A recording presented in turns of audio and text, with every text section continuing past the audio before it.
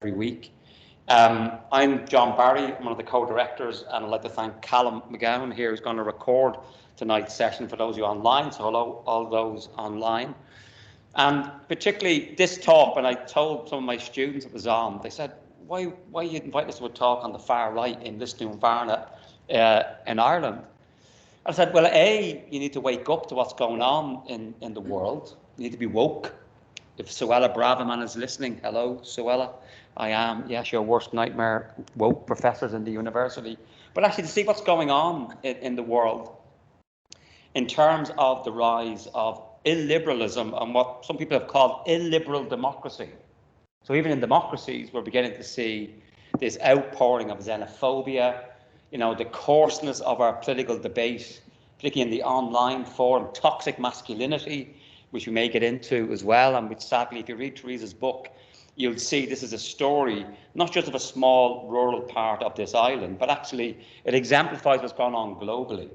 And so to my students, because I teach climate change and energy transition politics and so on, the reality is that the biggest driver of people being forced to move from where they live and become refugees and have to seek asylum is going to be climate breakdown.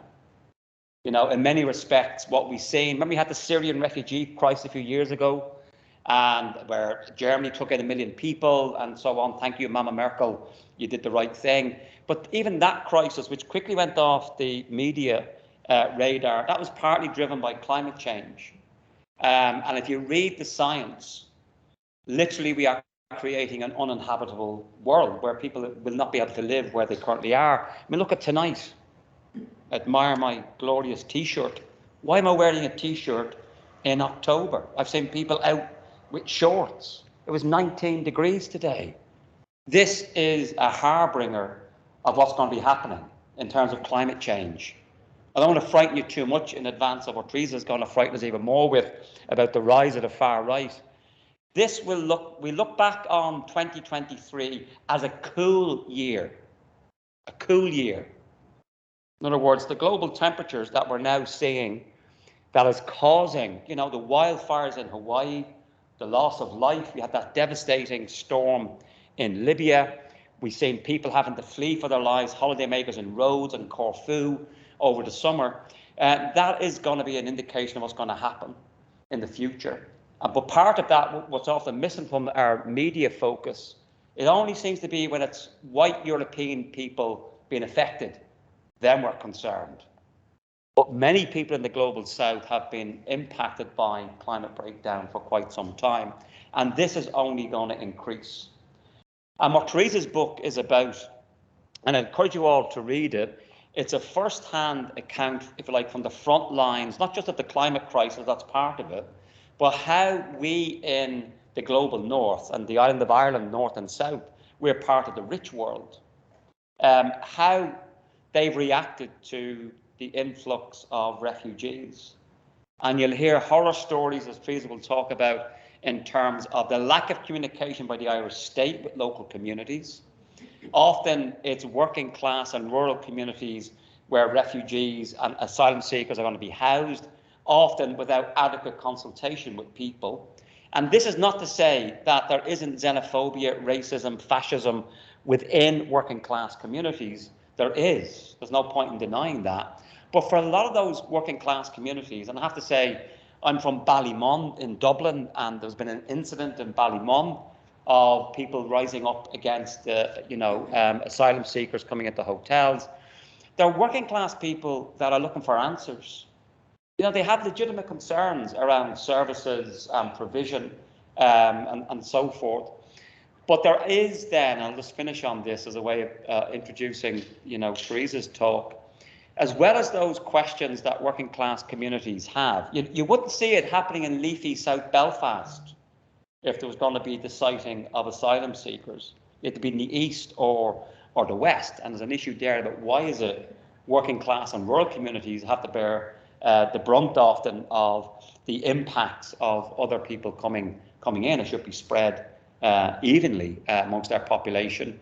But there is an issue then about these far-right activists who are not even from the local area coming in, and there was a playbook that they've used, and Theresa has first-hand experience of how these far-right activists can enter into communities, often under pretext of things, if you read Theresa's book, of patriotism, of let's look after our own first, charity starts at home. I mean, all on the surface, yeah, that's kind of right.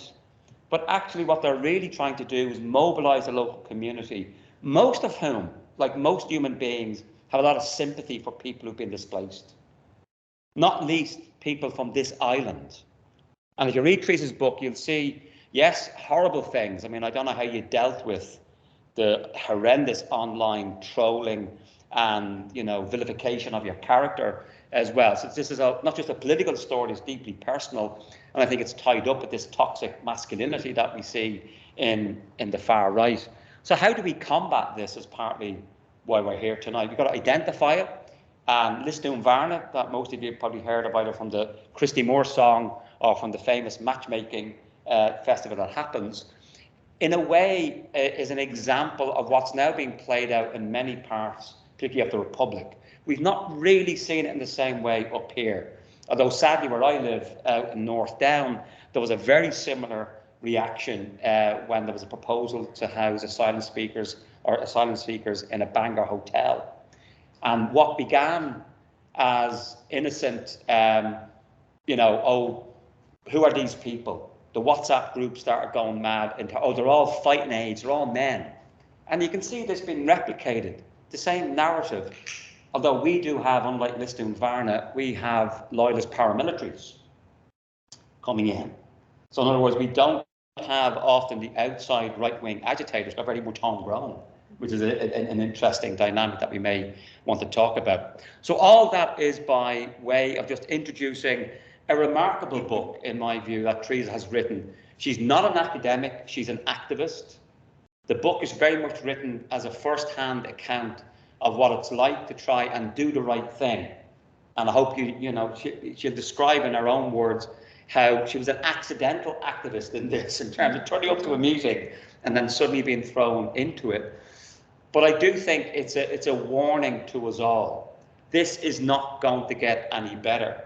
In terms of the climate crisis, is going to get worse. We already see the disgraceful weaponising of immigration by the Tories. They're going to double down on that in this next election. They're not going to talk about the economy because they made a shambles of it. It's all going to be, Sir Keir Starmer, can you tell me what a woman is? What about the tsunami? Was it? No, hurricane, was it? The phrase hurricane of immigrants coming in. And so we're going to see this weaponising. And sadly, I think we've already seen elements of that even in the Republic of Ireland. Opportunistic politicians jumping on the bandwagon. And I think it's going to be ultimately up to us, a bit like Theresa, to stand up and be counted. That most people are decent, but they often are the silent majority, as Theresa's book often, exemplifies. And I do think we have to see some leadership, and that would include leadership from the university. What's our role in this, in holding these spaces so that we can stop people going down these rabbit holes of right-wing conspiracy theories that somehow there's a great replacement going on, that the 15-minute city, I don't know whether you've heard of this, 15-minute city is a sensible idea that we should redesign and repurpose the spatial planning of our urban areas so that you're no more than 15 minutes walk or cycle from a GP, the hospital, the school, the shops. Oh no. If you go down this right-wing conspiracy, it's a way of corralling you that you can only stay within 15 minutes. And this is Tory ministers saying this on GBBs. You shouldn't call it GB News, it's GBBs, like CBBs, just given the intellectual level that these people are operating at. So while we would mock and we should actually be criticised and take the piss out of the far right because their arguments don't hold up to shit, the reality is they touch people's hearts. And we on the left, I'm not saying everybody here is on the left, but I certainly know Theresa and myself and probably others, we're too much intellectual, facts, arguments. And actually what we need to do is tell a better story. We're better than this. Not least on this island where we've experienced the Great Famine. It seems particularly egregious and horrible for Irish people to be anti-immigrant when we are the one people that have gone around the world. We are the ones who should know. No blacks, no Irish, no dogs in London in the 50s. The racism that Irish people have suffered in America and elsewhere, we should be the ones that actually should be more welcoming. And the reality is we are. We give higher proportion in terms of charity than other populations. Irish people are generous. But unless we speak up, this far-right element, this minority exemplifies, it increases its voice and volume. So the reality is that we have to stand up, because I can't see this getting any better before it's going to get worse. We can talk about the tactics and so on, but certainly I think Theresa's book is a warning. There's some lessons to be learned, and particularly if, as I say, we would see more of asylum seekers coming, people who literally cannot live where they are because of the climate change, or because what's going to happen, I can see in the Middle East now, militarization. We're going to see more warmongering, which is going to displace more people as well. We need to be prepared for the inevitable right-wing backlash. So without further ado, I'm going to hand over to Theresa, but before I do that, can I ask you all to give her a very warm welcome? Thank you. I have this microphone because I actually have a bad voice, so you might not hear me, and I won't have to shout. So thanks very much for that, John, and thanks for the invite. My whole interest in refugees is based on the fact that I'm a climate activist, and I used to be able to say that I wasn't an academic, but then I won a scholarship to do a master's in climate change and became an academic, and now all of my friends, as I used to say, I never want to be in academia, slag me off. So now I am an academic, but I'm a climate activist as well, and I think what frightens me is that we're bound to have, or we're on the way to having 1.2 billion climate refugees by 2030. And so in 2018, when there was news just broke that we were opening a direct provision centre in one of the hotels in the community, I didn't want to get involved because I wasn't in the community that long, but when I started to hear that people were opening arms with refugees, it started to hit home to me like, what's the future like if we have billions of people going to be homeless and refugees and travelling across the world, and we have small communities that have space for people, that had a hotel, that actually had 7 hotels up in arms because there were refugees coming in. And so I went along to the second meeting. I wasn't there for the first one, and I can't say I couldn't believe, I could believe, because people all have questions. They always have questions, and when something is, if you're told something's going to happen in your community and you haven't been involved in the decision-making process, you're obviously going to have questions. You're going to say, well, who gave you the permission to do that in my community? And I had seen that because I was in another place I was beforehand where they had proposed wind turbines without any consultation with the community, and it just puts people's back up. The one way you get a community out is to tell them there's going to be a nuclear power plant in your community next week and everybody will be out. Then you can talk about whatever it is you wanted to talk about. But we didn't have that in Lisdoonvarna. We just had the hotel owner and the department signing a contract, or nearly signing a contract, and the community up in arms. What I didn't know what we had in our community was one of Trump's good friends. So I was just working away, and I'll skip an awful lot of the book by getting to the point. So all of a sudden we had people coming in, and well, we had online early on people agitating and going on about sharing videos of pillaging in other countries and saying that your women are going to be raped and all this stuff that they scared people with. By opening up that void of people not knowing what was happening, they started to believe all this sort of stuff. And that became a narrative that was going around the community. Because people would be talking about it, and then someone would bring up, oh, what's that going to mean for us, and what if there's going to be increase, and where are the guards? People were going, are we going to have more guards? Why are you asking that question? Because you're afraid of what's going to happen. And so it's infiltrating people's thinking while they're vulnerable, because they're in a vulnerable state at that time. So we had National Party, Irish Freedom Party, there are 2 far-right parties in Ireland. I knew nothing about left and right politics. I hate politics, she says. I always have to say I hate politics. I never had any political views. And then I realised, actually, yes, Theresa, you do have loads of political views and you need to be involved in things because everything is political. And to say, you know, I was very naive to say, I hate politics and I don't want to be involved in politics when actually everything is. So we ended up having the hotel open as a direct provision centre. At that stage, we had fought off the far right, but in so doing, we had stood up and said, we'd gone to the guards, said, hey, we're being targeted here by these guys. We had met individually as a group, individuals that had just stood up and said, we can't let this happen, met as a group. So we started to make our own way as the direct provision centre was opening up. But we had a very strong and powerful person that's involved with Trump in our community.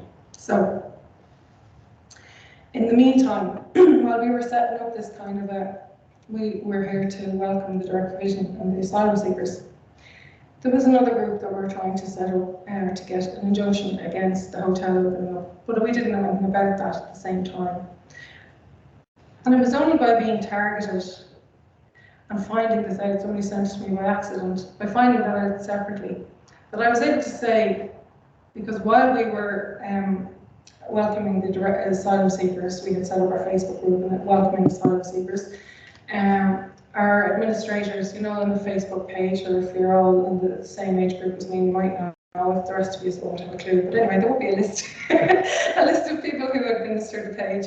And there was a screenshot taken of that, and it was being circulated around the far right channels as a hit list, basically. And we were being pointed out as facilitating the government. And then we were really afraid. Half of the group that had volunteered left, and they were just afraid that the far right were going to come after them because of what was being said online. I was able to bring that to these people once I found out that they were doing an injunction. And I went to them and I said, you know, we are actually more afraid of these far right agitators that you are welcoming into our community than we are of people seeking refuge. Because they have scared us, all of us, some of us to the extent that they walked away. And that I think spoke truth to power. And they never did anything. And I realised afterwards how powerful that was without really intending it to be, but that was it.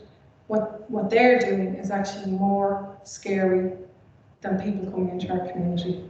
And as it turned out, it was all women and children who were moving into Lisdoonvarna. And I don't know if any of you know what happens in Lisdoonvarna for the month of September. You lock up your doors, she says. That's not true, but you know what I mean. So we have that talk with all of our kids for September. And we had to have that talk with the people in direct provision. We had to say, September comes around here, and it's just everyone out looking for people. And when you equate that to what the far right had been saying, that we were going to have to watch out for these rapists that were coming into our community, and as it happened, it's alleged that someone did actually break into the direct provision centre and tried to assault one of the women.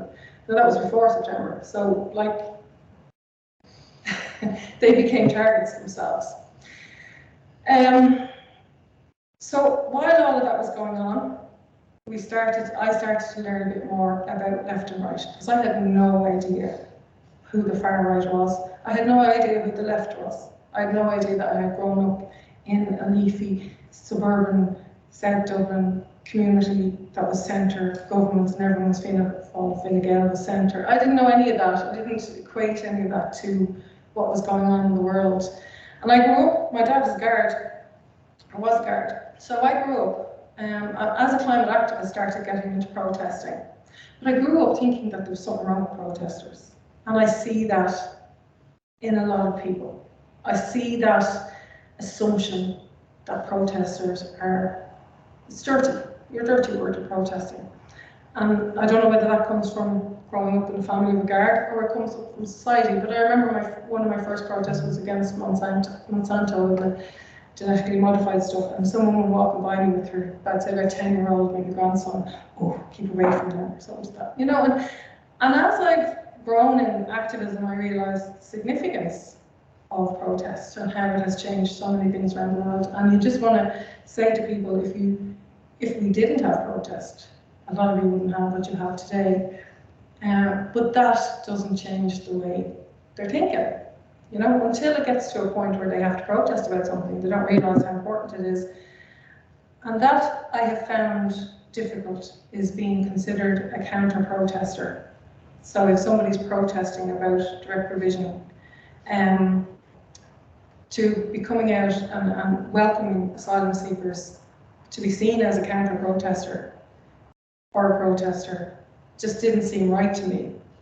It was almost as if though that label was being used just to make you go away nearly and insignificant in the whole situation. So, hang on, I have loads of stuff here. I have to be careful. But I wrote this book. So in 2019, so a year or so after the Direct Provision Centre opened, a video came out, and it was shown to the community of Gerard, which is in Galway.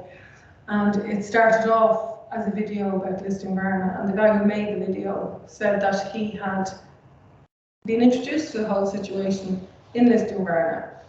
Now, as I found out, the guy the Breitbart guy, so the Trump friend that lives in Lisdoonvarna or has a house in Lisdoonvarna, he put out a call internationally for help for this little village that was going to be under siege from refugees.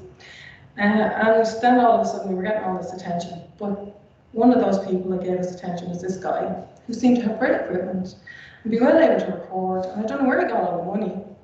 But anyway, so he made a movie, and it started in Lisdoonvarna, where he admits this is his first introduction. And he's recorded me, and he's recorded someone else who I work with on a voluntary basis. And we were highlighted as the paid NGOs. And if you're in any far right channels at the moment, they go on about the NGOs. They have this big thing about the NGOs. They're plugging it that the NGOs are outside of the Great Replacement theory and that we're all on board. And that's what they did with us. They totally pretended we were being paid off to do what we were doing, when in fact we were just concerned citizens standing up in our own community. But you asked the people who moved to Ireland, and they thought it was a brilliant movie. That it opened their eyes to a lot that they hadn't considered before.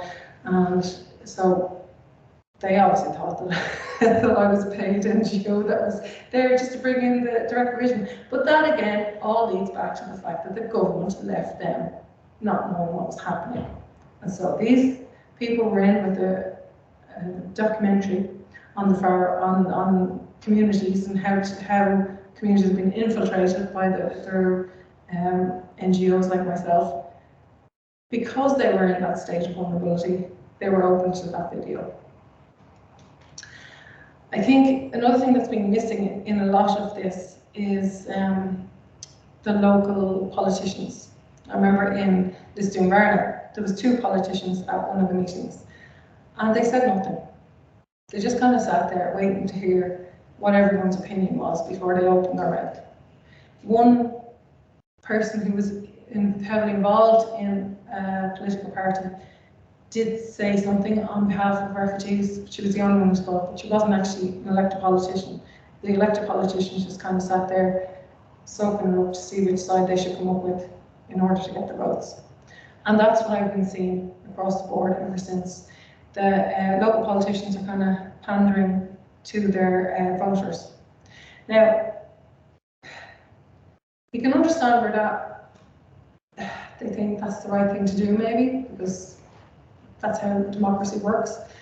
But we have to stop looking at the far right through a democratic lens. You know, we cannot allow our politicians to accept what the far right are saying, or our communities to accept the racism that's coming from the far right. They shouldn't get the validity that the media and politicians give them if they're hate speech and invoking violence, which is what they're doing now. So anytime you go to a protest now, or if you go along and see a protest that's going on by the far right, they're very aggressive. You know, they're in your face. They have those big flags or poles and things like that, ready to beat people up. So I think the role of politicians in this has been very, I don't know if ableist is the word, but they're definitely not doing anything to stop the far right advancing, that's for sure. The guards, so the role of the guards, and having a father who's a guard meant that I felt that we can trust the guards. Well, I used to feel like that before I started protesting for anything and realised that actually no, the guards are not necessarily your friend. But when it came to being targeted online by the far right and what was clearly a hit list being circulated, because they not only did they have our names, but they had gone to our personal Facebook pages and found out where we were from and included that on their screenshot, so that they were saying this person and this is what they're all about and links to them. You know, it was making it more, and living in a place like Lisdoonvarna, in a rural community in Ireland, anyone could come into the village and say, where does Theresa live? You know, oh, she's out the road there, you know, that's her house. We had to go around telling people, like, don't say that. So to be that afraid and to go to your guard station and say, I need you to help me here, I need to not feel afraid in my home. Please follow up on this. There must be some law that stops these people doing it. Turns out they can do nothing. Now they do have hate legislation. I'm not quite sure what it covers. I'm not quite sure who's there to implement it, but they did nothing, and they're still doing nothing. Up until fairly recently, because this is all, as you know, escalated, up until recently, they started to address some of it because the guards were being attacked themselves. So we weren't important. It really annoyed me there recently where the doll, you know, there was an attack on the doll, and then it was taken seriously. And I'm like, oh, do you not give a damn about me in 2018, single parent with 3 kids in rural Ireland, afraid for her life that these swine are going to come and try and kill her? You know, you didn't care about me, but you care about Leo Varadkar, and you care about the government who have put me in this situation. And that was really annoying. And I think they need to start seeing that. They need to start seeing what they're actually doing to people in the communities that do stand up. With regards to where it went, so my book, going back to the book, sorry. So I wrote the book because of that story, that the 1-hour video that was being shown around the place. And that, I wrote it because I wanted to give a warning that this is how they act, this is what they do. They come in, people were disenfranchised, people weren't involved in the decisions that were made. They were concerned for what was going on in their community that they weren't aware of, and the far right just came in and monopolised that space. And I wanted to write the book so that that would be out there, that story about this is what you can expect in your community. Unfortunately, COVID struck, and my editor was at this stage, I had a publisher, kind of went underground for the whole of COVID, or on and off during COVID. But I kept saying, oh my God, there's more, I should write more. And that's what happened. So I ended up writing more because it was quite obvious, well, of course, with the repeal campaign, something similar happened to the same people, actually. So I had Breitbart, this Breitbart media guy in my community, and his wife of Breitbart, I call her. So wife of Breitbart was very, very involved with the no to the repeal campaign. So that was no to, I don't know if you know, the repeal campaign in Ireland was to, it's basically an abortion, to allow abortions at a certain stage. But she was very much part of the no campaign and the church and all that sort of thing. So wife of Breitbart. And then we found, those of us that were working with the direct provision of refugees, or the asylum seekers in the direct provision, a lot of those women's stories very much resonated with Ireland and the stories that we had from the women of Ireland, and how, you know, you had been vilified for being pregnant or having babies and what happened to your babies. And these women were at our door begging for help. And you had Breitbart, Michael Breitbart wanted to kill them. So I always felt I'm on the right side of the history by being on this left side that I learned about. So this right and left starts to become important in my life. So COVID struck, and of the group of people that got together at the very start with the direct revision, all of a sudden, well, we had lost half of them because of the far right attacking us. All of a sudden, we lost half of them to the far right because they were disenfranchised by COVID. And some of them were hated the pharmaceutical industry and the fact that they were being taken at face value for everything and that all the money was being, and I completely understood that. I mean, I completely get that. But the narrative that was coming from the far right sucked them in. And I found this very frustrating. I found it frustrating for people in general who got sucked into that narrative. But for people who had dealt with the far right and been attacked by the far right, to still follow them just because of the COVID response, I felt really, really just pained by the whole experience. And 3 of our group have actually have gone right. Now, I don't know if they're still there. One of them is now ingrained with the far right, and she's friends with the parties, which I find bizarre, but that's what's happening.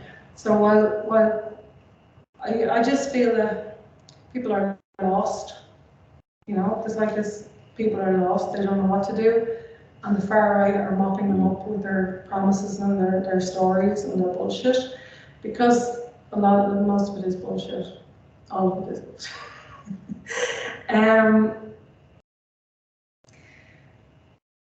What have we been doing in Clare? Now, we have the public participation networks in the 26 counties, and we're lucky in Clare we have a very independent organisation, which is not really an NGO, so they're wrong anyway to call it an NGO. It's kind of a state entity, but it's about working with local community groups and things like that. So we have an independent public participation network in Clare. And so we have a lot of support when we have issues within our communities to work on that. So it's not housed within the local authority, which has a different way of managing their PPNs. We have this independent body. And through that, we can set the agenda ourselves and we're involved in it. So we asked for more information on direct provision to be, you know, to have events on direct provision. We asked for more information on how to deal with the far right. So we've run workshops on the far right and how to deal with the far right. And that has proven very useful. So we've opened up a space and a conversation about the far right. We're taking it head on. You know, there's no point in waiting for it to happen. That's what we've learned. Standing up, speaking the truth to power, and being afraid. You know, I felt empowered by being afraid and talking about it. I felt I was safer than by being afraid and saying nothing. Because at least if you've stood up and says, I'm afraid of these people, but if they're stupid enough to come after a single parent with 3 kids and hurt me, they're really doing their own visual no justice. You know, they're the ones that are going to look bad. So I actually felt stronger in being public about being afraid, because I was naming who the people were that were after me. And I think, you know, people can say you can be courageous and you can be stupid, but actually I felt safer by doing that, so I did. And in Clare we have a solidarity network. And Limerick then is the city next to us. They also have a very good anti-racist movement. Limerick Against Fascism, actually. And then Galway has an anti-racism network. So we have strong links around us. And Clare has Shannon Airport, which is used as a military base. So we have a lot of peaceful protest there once a month, because that's another thing that's creating refugees. So we have all these, we are responsible for creating so many refugees. and yet we don't want to take them. And people don't see that connection. You know, we're allowing the military planes in to go off and kill other people, and then they're moving. We're allowing our country to buy in food from countries that can't actually feed themselves because of the weather that's changed and all the patterns are changing. So we're eating from some other people that have to then emigrate because they can't feed themselves. So it's like the whole capitalist system is suiting those of us that have money, which is Ireland. It's suiting those of us that can actually move and mobilise. And it's like colonialism on steroids, you know, it really is. When I was at COP there last year, and my partner went around talking to the Indigenous communities and those greatly affected by climate, like the Marshall Islands and that, and hearing their stories, and it all comes back to the colonialism that we have experienced ourselves in Ireland. And it should make us more empathetic to the situation of the people that are being put upon. But this again goes back to the government. We have such a disenfranchised population between the lack of housing, the cost of living, and just the fact that capitalism runs rife in our communities and people are left behind. I see a lot, and now of course we've got the Housing the Irish First. So you have all of these disenfranchised people not seeing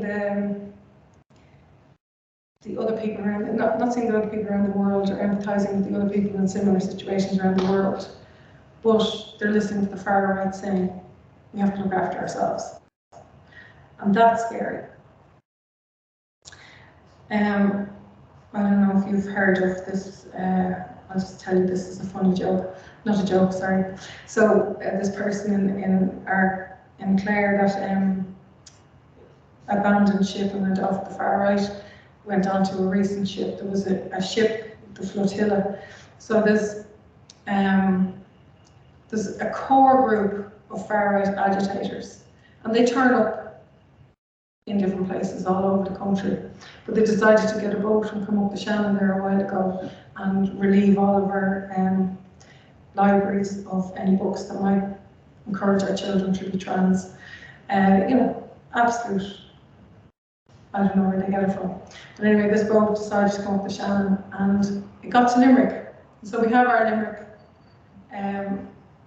anti-fascism network, and they stood strong, put out a call, fascists are coming up the Shannon, stood outside the library, arms linked, and the far right couldn't get into the library. Lovely, brilliant, all on film, because they're filming themselves, so they end up filming themselves, making a fool of themselves. But anyway, and off they go, and they went to some shop and tormented some poor shop people. And then the next day they were on to Killaloo Library, so I got on my rainbow gear and headed off to Killaloo. And again, there was a group outside. But what hit home to me was how scared the librarians were.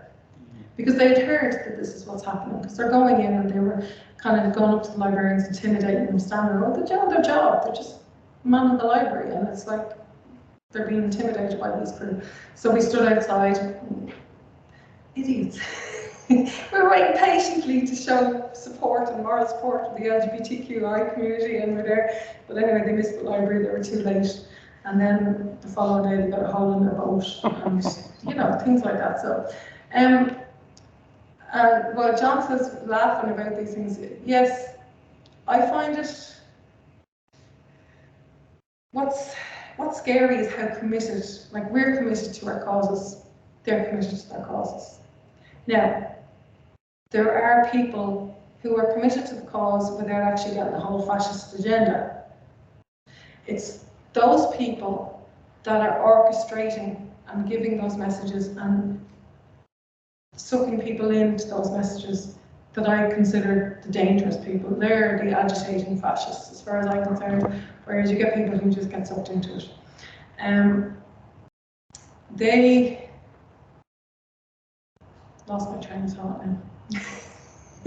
So they're the people we need to watch, because the people who, and what I see happening at the moment is those far-right agitators, they have their YouTube channels, their Telegram channels. We need money to do this. Oh, look at our boat, got a hole in it, we're going to need more money.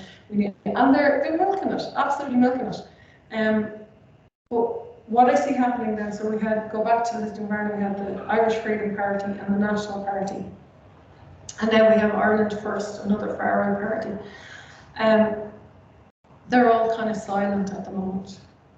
Because while these fascists, while these agitators are bombarding the Dáil and doing that, they're not being linked to them. So they're looking like the reasonable far-right, whereas these agitators are the unreasonable far-right.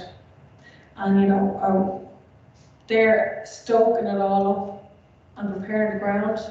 And then you have the far-right parties who are going to just be delighted that they've planted those seeds in the disenfranchised people that are going, why can't my kids have houses? We have money for a house, but we can't get a house. Why? And at the end of the day, they're right to ask questions. And if the only answer they're getting, and the only answer they're hearing is the far right answer, and even if it's been given by some sinking ship on the Shannon, when the far right parties come in and say, yeah, we need to look after our own first, they're inclined to listen to them because they're lost and they want to know what to do about their young people. My daughter's in Abu Dhabi. I'd love for her to be able to come home, and she'd love to come home, but we can't. But nobody is, well, I hear alternatives because I listen to a lot more left. But if you're not listening to what the left part, or if you've been brought up to believe that the left parties are all mad, you're not listening to them because it's already biased in your head not to listen to them. And that's, politics is just kind of like, I don't know where we're at in politics. I feel the whole thing is kind of, needs to be cracked wide open and thrown apart and started all over again, because I say that in the book. When you go back to where the left and right came from, it's actually the French Revolution. We're not in the French Revolution. Like, we're way beyond that now. Why the hell have we got this left and right in the first place? That's the other thing. I must be rattling on way too long at this stage. Oh my God. So locally, I think what the most important things we did was raise the flag and said anyone who wants to welcome the asylum seekers, let's get together. Raising that flag, it's the same with climate change. That's what I've always done with climate action. Put my hand up, says if you want to get together and do something on climate action locally, let's meet up. Same thing with the direct provision.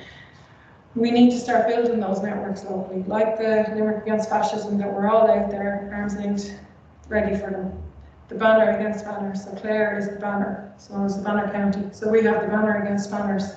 And we throw up what the spanners are doing every now and again, and we have a laugh at it, but we also have a really strong messaging group. We are in touch with Limerick, we're in touch with Galway. When there's something going on, we're there for each other.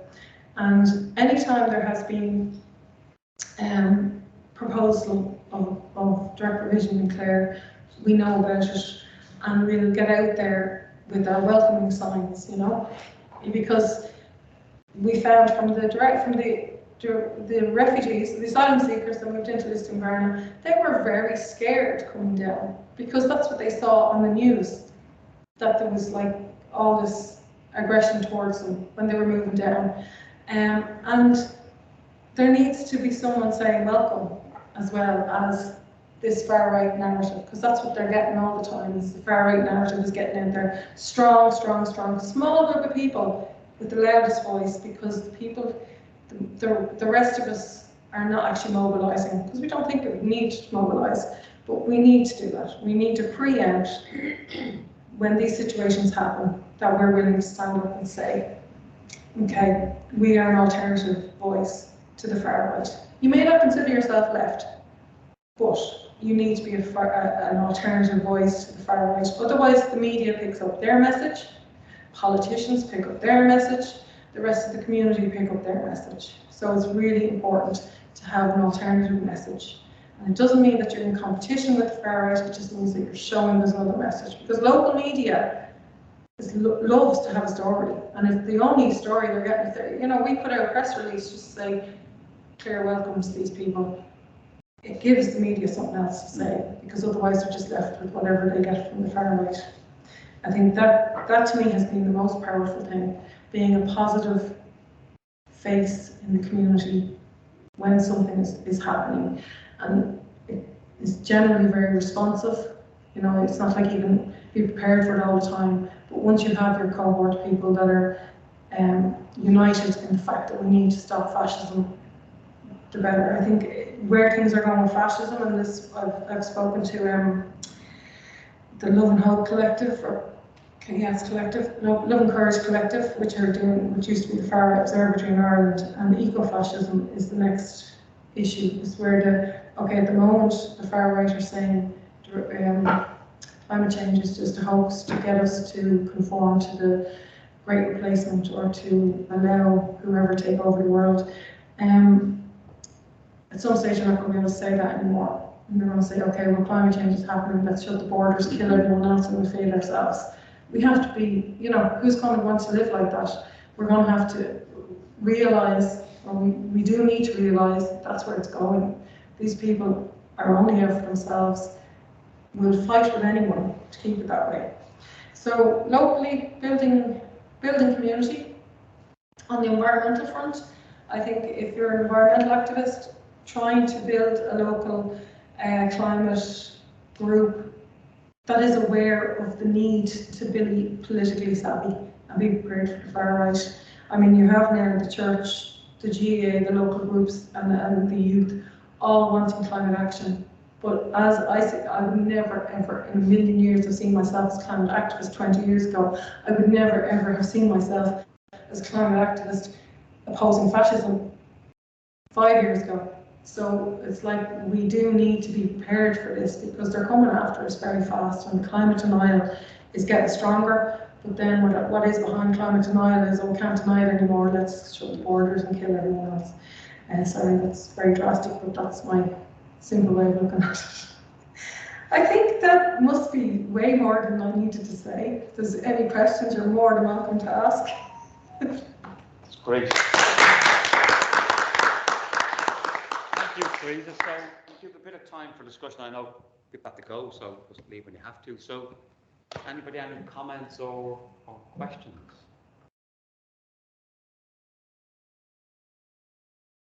I mean, could I ask Theresa? Oh, sorry, go ahead. Go ahead. I don't know how familiar I'm from Dublin, and I don't know how familiar you are. You might think so. I live in a town called Ballybrack. I don't know if you've heard of Ballybrack Says No. Yeah. Which for me is just insane that it's an anti-immigration group that has popped up in my community, and never in a million years would I have seen it. But again, it's like you were saying, these outside infiltrators that, like me and my family and friends and around my town, we all can only see that being the case. But where are these lobby groups? Are they concerned Irish citizens? Like, where do you think this is coming from? Is it that they feel so disenfranchised that they feel the need to spread their message, or do you think there are interests behind it? I ask this question all the time, especially my friends who know all about these things. Because I only learned from my experience, so I'm not an expert in these far right, but they say they're grifters. And they're looking for money all the time. And they're agitating. And I don't understand what they get from the agitating. I don't understand why you would want to pit people against each other. That just doesn't come into my psyche. So deep down, I don't really know why they're like that. But I know a lot of them are looking for money on their YouTube channels, and they'll say, support what I'm doing. Citizen journalists, we have one that goes around as citizen, well, there's plenty going around as citizen journalists, but they're like, I need funding for this because this is keeping me going. I know there was something recently, revenue, I think we're looking into some of them, asking where's the money going that you're getting on your YouTube channel. So it's about time the state started to do something like that. But it tends to be a few people that are getting in there, like there could be one or two of their supporters in the community. They invite them in, because that's what happened in Lisdoon, they were invited in. And then they start to scare stories. It's very easy to do it online, you see, because you're scaring people with total lies. And they're easily afraid because they weren't prepared for what's happening. And like I said, raising the flag, calling people together and saying no. And there's a good few, like this Finglas for All. So if you look up Lakela is pretty well organised, bringing a network of groups together that are popping up to welcome asylum seekers and refugees. So Lakela, and then there's a lot of, you'll have Finglas Says No, and then you'll have Finglas for All. You know, this kind of, it's insane that it keeps happening, but it's like you have to be responsive because everyone has a day-to-day life. Yeah. Two comments and let you in that Charlotte. One, it's the same model. If you look at a man, Andrew Tate, these people are monetizing toxicity. So there is that element of grifting and so on. Yes, they're certainly driven by hatred and xenophobia, but there's always an ask. Even these other GBBs type people, what's their name, Hartley Brewer, and there's a whole range of these kind of far right personalities, and they're all making money out of this because they're being outrageous. And that, of course, is straight out of the Trump playbook. I mean, Trump got millions of pounds of free advertising by being outrageous. Brilliant. Say something horrible and the media covers it. But the other thing is, there's also CATU. I mean, CATU, you know, it's an independent tenants association that's now going across the island. And so it's a bit like Lakela and other groups, Finglas for All.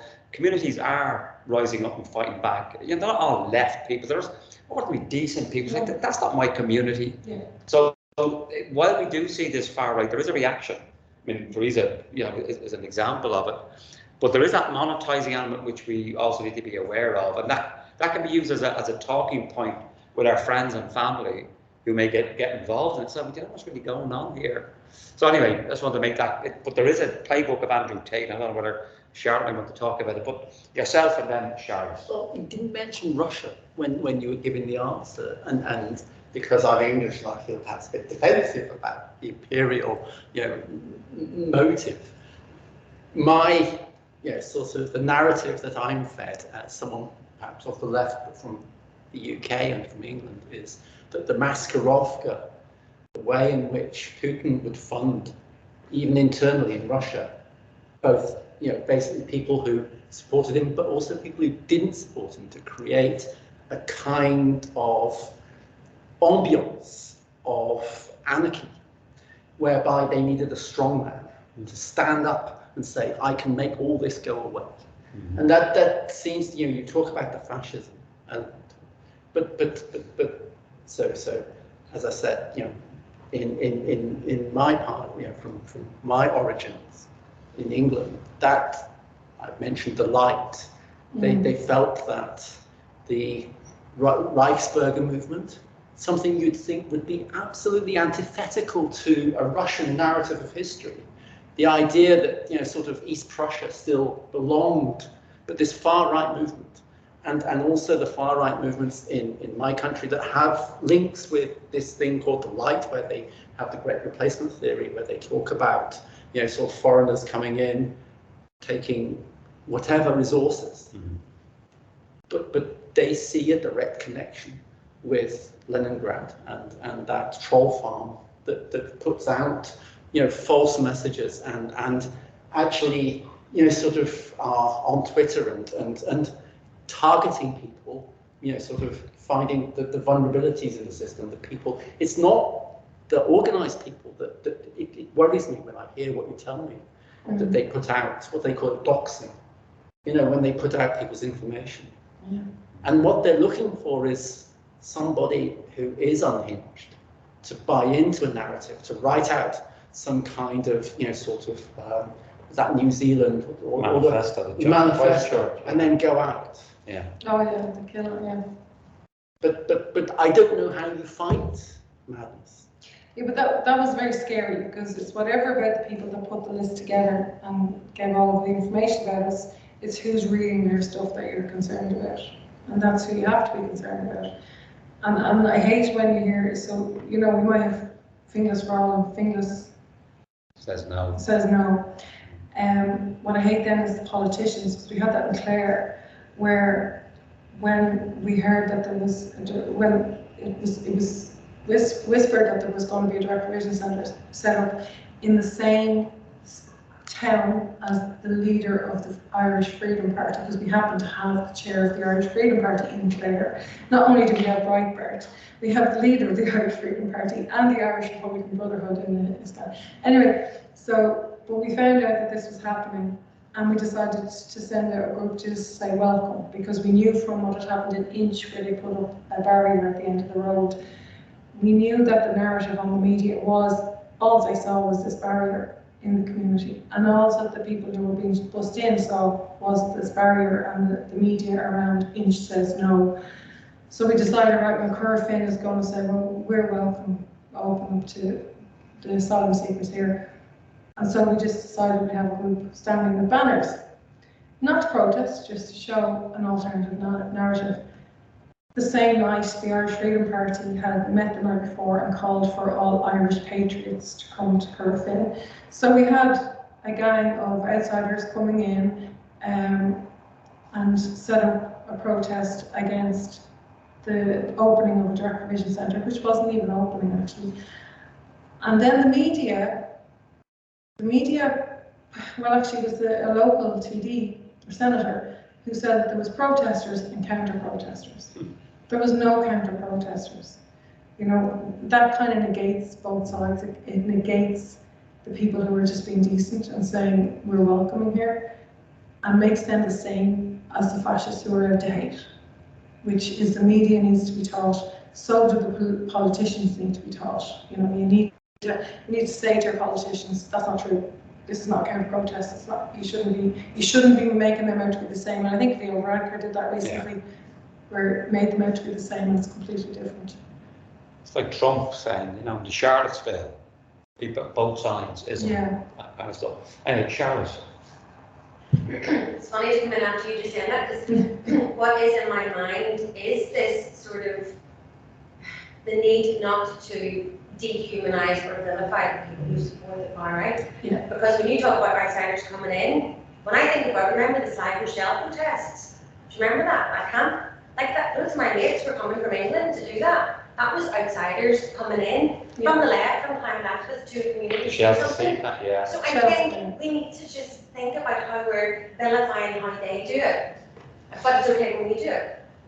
And I think we need to be careful about that, because sometimes thinking about people on the left as ordinary decent people means that we can't see that people who support the far right are also ordinary decent people who just have been given a different story and a different package to sign up to, and they're trying to do the best for their kids, and they're trying to do the best for their country or whatever they believe in. And you know, I've just been listening to The Rest is History recently about the Oswald Mosley episode, and you know, the argument that Tom Holland makes is that fascism absolutely could have thrived in Britain if they had lost the First World War, and that was the only difference between Germany and Britain at that time. That it wasn't something unique about Germans, it wasn't something, you know, which also makes me think we need to stop talking about we're Irish, we should know better. Like, the people about to put Palestinians under siege are the children of Holocaust survivors. If they haven't learned from history, then none of us can. And this idea that we're Irish and we're somehow better than the rest of the world at understanding things needs to let go of that. We're just as capable of being fascist as anybody else. And I just think we need to start really being honest on the so-called left about how we treat people. You know, people dox on the left, people do those lists on the left. I mean, at the minute, it's vicious. There's so my question to you is, in the context of this left-on-left vicious attack that we're currently witnessing, you know, and some of it is about, you know, the trans issue, how will you be able to bring people together and to unite groups and not be kind of, you know, bought over by Sinn Féin or taken over by People Before Profit or taken over by some group who wants to make it theirs? How did you keep it, you know, genuinely inclusive? Yeah, I get that. I mean, like I said, I have friends who went straight over on the COVID issue. But they bought into, they needed someone to lead on their response to COVID. And I completely get it. One of them now, you can say is fascist. The other two are not. Do you mean, sorry, the anti-vax? The anti-vax. Conspiracy brought them in? Yeah, the anti-vax argument brought them in, or the freedom argument and all that. And I can see where people needed somewhere to go, and I don't consider people to be fascists going in on that. You know, they need, and that's grand. But it's these grifters and the agitators and the ones that are making the money that I have a big problem with. How do I've forgotten how much you asked. How do I? Yeah. How did you manage to keep it people together, not fighting each other, going, this is we do it this way, or you know? Well, even in the groups, so even in the groups that we have, the anti-fascist groups and the networking groups, some of us would call people out. Like, you know, not everybody is, you know, when you're talking about Andy Heisman, you're talking about the main people doing all of this, you have to have comedy about it as well. If you were to take it too seriously, you would give up on humanity.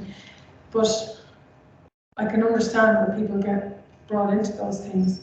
I think empathy and understanding for people's concerns and having, so local democracy, and I never touched on that, it was one of my big points, was local democratic processes. So my reason for getting involved with climate action through the transition movement was that it was local democracy, it was how we act locally to the global issues. And I still see that as the solution to this, is speaking to people in your own community, because it's at community level. You know, there's no point, we can have this conversation with loads of people, they'll just shut out. If they are, I don't know, the more you give out about somebody or their thinking, the more they'll go aside with their people. I can see that happening all the time. And I think the only way is having civilized conversations about it. I do feel it's really important to debunk the bull that comes from these agitators. You know, we need the climate science to be out there. We need someone to say that what you're saying is wrong.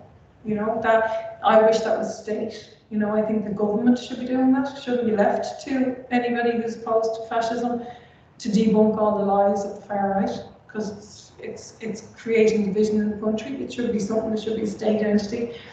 So that needs to be debunked, so that we all have the ammunition to say, well, actually, that's not true. You know, because if I sit down with my friend who starts to argue because they've been listening to what the far right are saying, it's very hard to argue. You know, how do you argue that back unless someone's giving you the information of how to debunk what they're saying? And I think that's a really important one, because the media even gets sucked into it. You know, and the politicians, see, here the politicians, exactly what their rule book has been from the far right, they repeat it because it sounds so convincing. So I just think talking to people is the most important part, but realising that they're there because they're scared of something, or they're there because they're worried about their life. Just like any of us were involved in it because we were worried and scared and wanted to do good. And that's exactly why some people are following them, because they think that that's what they're saying is right.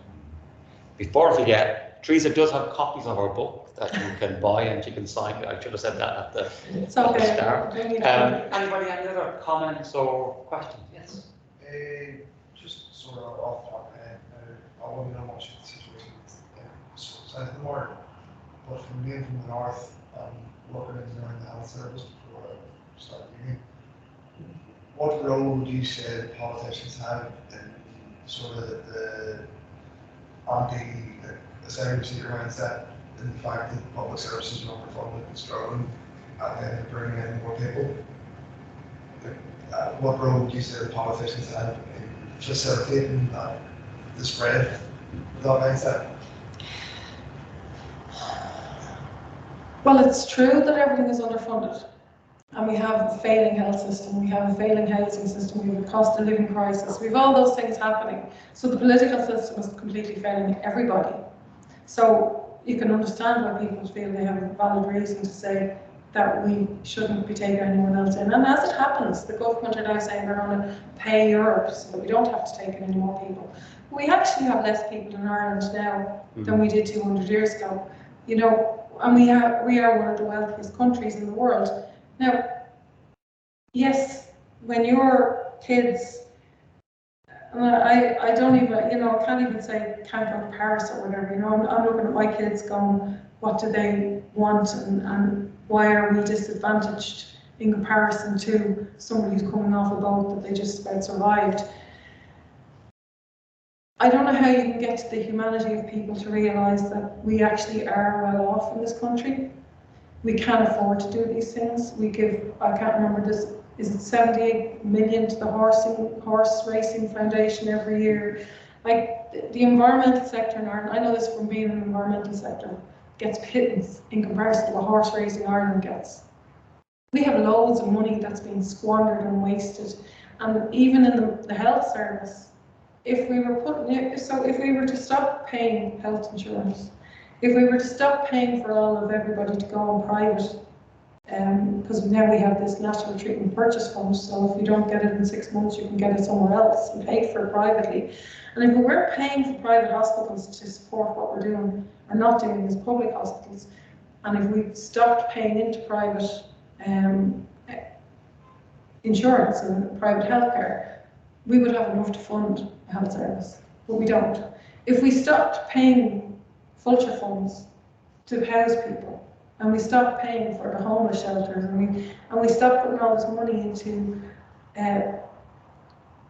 plasters over the problems that we've created or they've created, as continuous governments have created, if we stop putting all the money into the plasters to cover this, to try and fix things, and just fix them, we wouldn't have the big issues that we have. And so long as that keeps going on, people are, they're struggling, because they're struggling because housing is a big issue, healthcare is a big issue, cost of living is a big issue. You can't think about the environmental crisis if you're in, if you're struggling. You can't think about the refugees if you're struggling.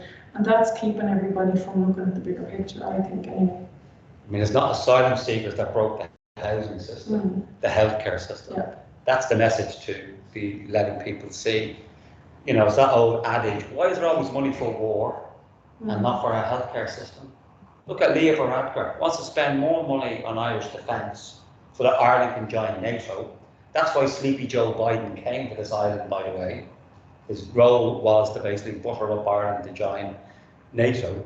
So it's about trying to, explain to people, why can't we have nice things? We're an incredibly rich society, even here in the north. But it's incredibly mal-distributed. Mostly it's here in South Belfast or where I live in North Down. So the issue is redistribution, not to blame it on somebody coming over because of the different colour of their skin. But the question I wanted to ask, feel free to come up with your own as well, but when I'm speaking, my sense is, and you'd be closer to it, my sense was that when the Ukrainian refugees came in, was there a different one because they were white, they were European, they were Christian? I know there was certainly a backlash as well against Ukrainian refugees coming in, but did you notice, there's a different issue here than you experienced when it was black, brown people coming in, or is that wrong? No, it's definitely, it's a two-tier system. What you get if you're Ukrainian is completely different to what you get if you're an asylum seeker. So it's definitely a two-tier system.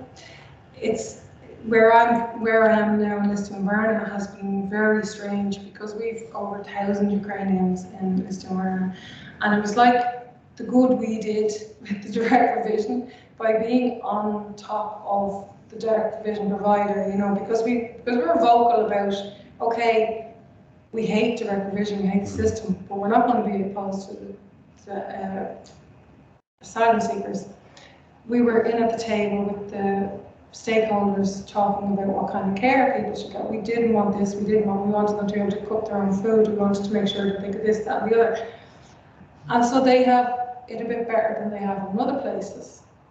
And then things were a lot better in our community because we had shut down the far right, I think, that it was made quite clear that dissent, far right, actually, it was quite clear that the far right was not the loudest voice in Lisdoonvarna by the fact that they just disappeared after a while. It was back to the main narrative was that we want to help people.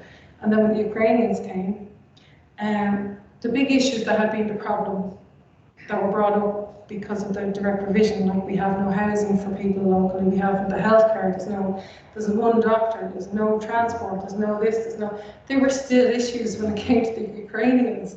And it was like, okay, we argued with you in 2018 about the lack of resources, and you brought in 130 people, and now you're bringing in 800 people, 900, 1,000 people, and you haven't fixed the lack of resources. There's no homes. They have put in extra buses and things like that. So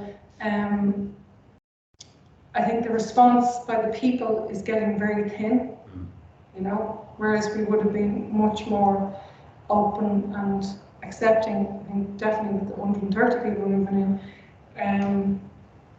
It has its own issues in Lisdoonvarna because it's a tourist town, and 7 hotels are given over to Ukrainians and direct provision. So it has a big impact on the local economy. But that said, they have money to spend in the area too, and we have the transport, but it's not forever. We're not the poorest nation in the world, and we can eat and we can go places, and we have cheaper transport now. So I think we have to learn to tolerate a bit of, for what's happening around the world. There's whole nations that are being washed away because of, look at the insanity of the weather for the last while in so many places. In India, there was some glacier or something, 100 people or something killed. I can't remember, but every day there's another natural disaster that's fueled by climate change. We have it really well. Sorry, that's just me arguing myself. Yeah, before it's back in Charlotte, anyone who hasn't spoken yet for Daylight? Yeah, so Callum, I'll let you in then, Charlotte.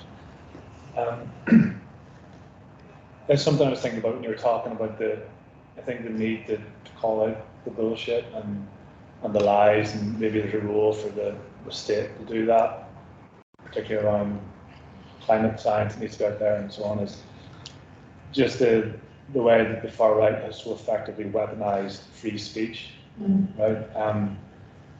I think that's increasingly even making its way into kind of the centre ground, which in itself I think kind of legitimizes the far right. It's kind of, if you talk about climate science, then and there being any kind of authority, then you're it's like the free speech kind of lawyers are the ones, these grifters often, that are they're there doing like a public good, a public service, and are able to tap into that narrative as these kind of fringe, marginal, often very reactionary things are bits that aren't being said, so they're bringing truth into the situation. I'm just wondering to what extent you've kind of had to confront that, like in terms of the people that were in Lisdoonvarna. Has that been, had an experience of them kind of weaponizing that? Yeah, well, some of the things people will bring in, and I hope I picked it up right, what you said, I'm sorry, as in their arguments will be right, but not in the right context, or they'll make an argument about something, but they're really just, gaslighting. I think, there's a lot of gaslighting going on, so you have the issue here, and then they'll detract from the issue by talking about something else, and there's a lot of that. And I think the state, by having the facts, I think the state does have to do something. I am really tired, and not just because of the hour at night, but I'm really tired of having to do all this work voluntarily, of people in our communities having to call together meetings to stop the fascists. Why on earth should that be happening? Why should we have to drag ourselves out to stop haters? I mean, free speech, Ku Klux Klan, Hitler, where does it get you? If it's free speech and it's hate speech, it's not to be tolerated by any society. And I'm all on for democracy and freedom of speech, whatever, but not if it's to hate and to set on someone else. And our government are failing if they're leaving that to us. They leave housing to everything is left to somebody else. The government, as far as I'm concerned, I just don't know. I despair at government. I despair at left and right. The whole system just seems to be messed up at this stage, and That's me. Climate change is a systems issue. Far right has become a systems issue. And until the government step up and start doing the right thing, and by the right thing I mean stopping the haters, putting out the right information, and stop leaving it to communities to struggle through every time this happens. That's why I wrote the book, because we need a rule book for how to behave when this happens, because the government's not doing it, and that's depressing.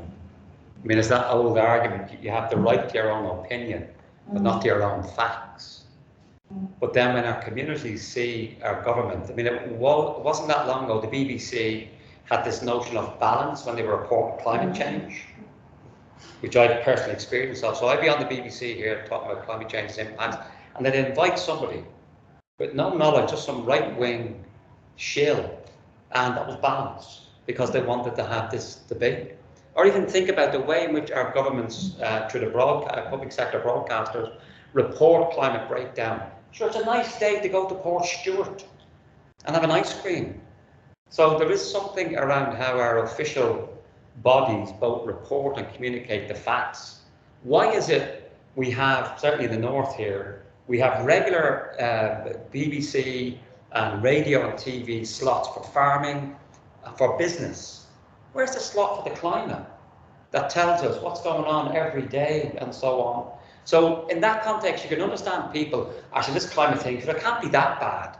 Because if it was, we would see the way in which we acted during COVID, where we've seen the politician and our chief medical officer and so on. So I think there's lots of issues to unpack there about the role of science and facts and so on around, these issues, and how our governments, and again, I always come back and say, well, what are we doing in the academy? Where are we in this space in terms of getting out there into our communities and explaining to them, not in a listen to me, I'm the professor way, just I'm a parent, I'm shit scared about the future as well. But let me tell you that the Albert clock tilts like that because that's where the harbour used to be. This is what the flood map is going to look like for Belfast if the sea level's right. Just laying it out for them, and so on. So I do think there is something around the role of fact-based arguments, and we can disagree then, of course, but we have to accept the facts and then have the debate. Sorry, Charlotte, I hope you still remember your question after that. Yeah, I was going to ask you how helpful the churches were. Yeah, I was actually going to say that social media companies need to step up to the plate big time. The churches. So I found out that a lot of the time the churches played a strong role in a direct provision centre because there's a certain amount of money goes into some stakeholder in the community. So then I found out that's why the parish priest was involved in a few before I ever knew anything about Lisdoonvarna or any of that. The church hasn't really said anything. No, I mean there's more people going to the church, but what was happening at the meetings, the public meetings, somebody said, oh, the school is this and the doctor this, and they can't cope with this. Nobody asked the school or the doctor. They just assumed that the school couldn't cope or the doctor couldn't cope, just like they could assume about the church. But the church wasn't present to say anything at the meetings or anything like that. No. See, we don't have a town council. As far as I'm concerned, every community should have some sort of council of all of the entities within the community, meeting at least once a month to discuss, given space for everyone to discuss things. And that would preempt a lot of this stuff. It would solve a lot of stuff. So there wasn't a branch within your activist community that was like Christians for refugees or something? No, it's only a small thing. It's only 800 in the village. 300, depending on who you read. It's like, this 300, save the souls of the 300 in Lisdoonvarna, and that's like if you counted the houses on the main road or something like that. Is there somebody over here who wanted to get? Yes, Sam.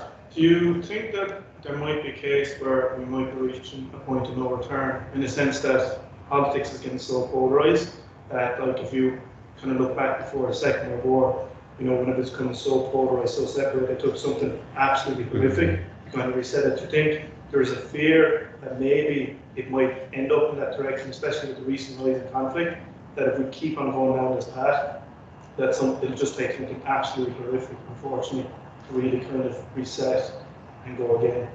Am I allowed to answer that? Yeah. Depressing everybody? If we use bad language, that's an appropriate. No, it's not that. It's just that there is a saying, isn't there, that every generation needs a war. And I'm kind of wondering why that was ever said. Because I see all these pumped up people looking to fight, really looking to fight just to fight. And I'm going, is this why every generation needed a war? I really don't get it. I don't understand the hate. I can't understand the hate. And I can't understand the inaction on climate change. I just don't understand how people are so just distanced from these threats in our face. So I can't answer your question, but I would be concerned that, yes, the polarisation is very strong. And like you said, it's very hard to have that conversation. It's very hard to separate the fascists from the people who are kind of listening to their story. And then once they start, and there was a thing, I think, with the Love and Hope Collective, not to name people far right, but when COVID struck and I got into conversations with people on Facebook usually, I got that, you call me far right, and I says, no, I'm not calling you far right, but the people you're hanging out with now are far right. They were in our bloody community. You know, they were fighting with you over direct provision, and now you're their friend because of COVID. You know, and that's how deep that got into the community. Like, there was people who were fighting against the far right who actually were siding with them when it got to COVID. And that, to me, opened my eyes completely. Like, it's the messaging. It's not even the people that are giving the message, that they follow the messaging. But I think you're right in terms of there's a whiff of the 1930s about the place now. That increasing social division. We have a fascist who's Prime Minister of Italy.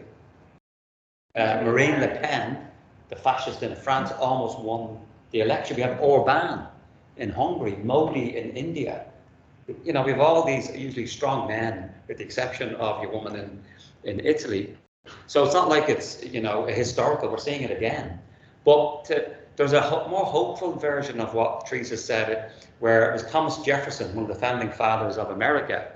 He said what their American democracy needed was a revolution every generation. Revolution. Not necessarily war, but actually where we have to, you know, as Theresa was saying, for many of us, things have broken down. Look at our health service, it's absolutely collapsed. Look at Lough Neagh. I mean, myself and Callum and others here have been, you know, involved in trying to raise the media profile of ecocide right on our doorstep. Provides 40% of our drinking water. It's an ecological jewel, the only freshwater lake in Britain and Ireland, and it is being killed through government inaction and policy.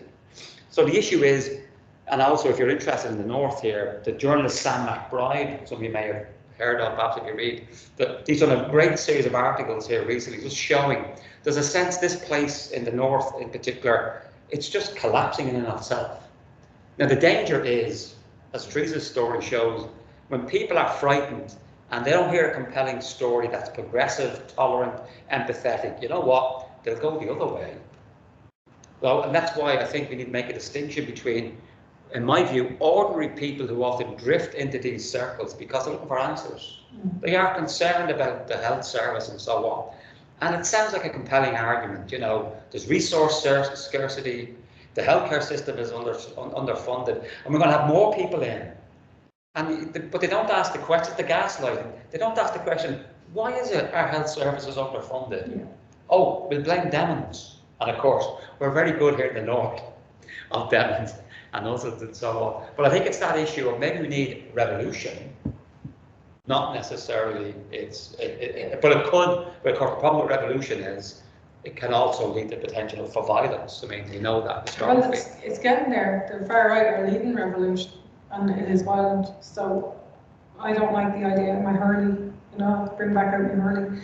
But you reminded me, sorry, of one of the things I have, these little things in it, about is Martin Lehner.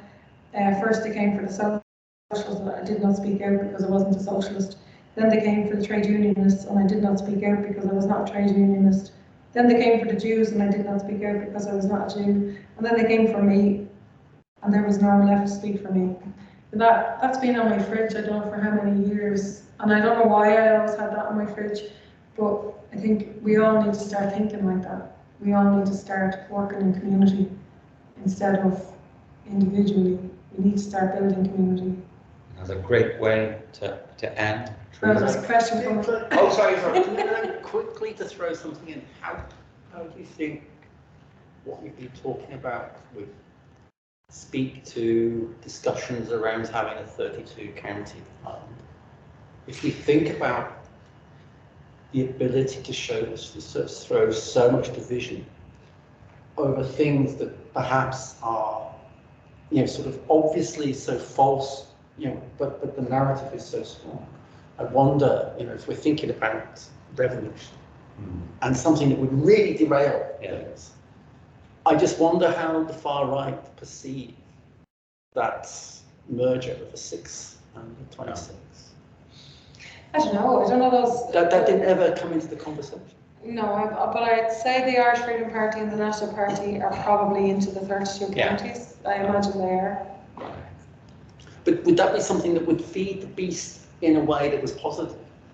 I think people in Ireland and South in 26 counties. We would serve that money. No, I think they'd love to see 32 counties, but it's not the priority. Again, for the same reasons, climate and the far right are not the priority because they're busy surviving.